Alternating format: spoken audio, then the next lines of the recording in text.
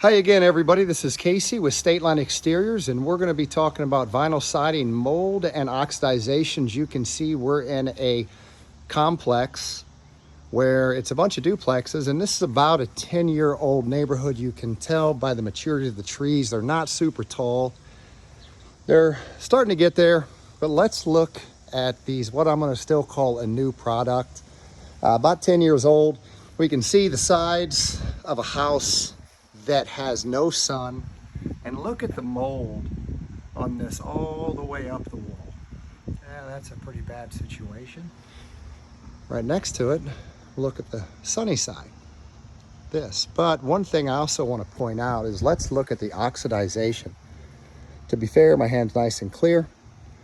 I'll rub this rascal on there, and looky there. Look at all that oxidization that's come off just after 10 short years. Now we'll go to the sunny side, and again, to be fair, my hand is clean. Rub this rascal all over the wall, and looky there. All that oxidization, just 10 short years. If you're looking for some home improvement products that are lifetime, give us a call. State Line Exteriors. Thanks a bunch.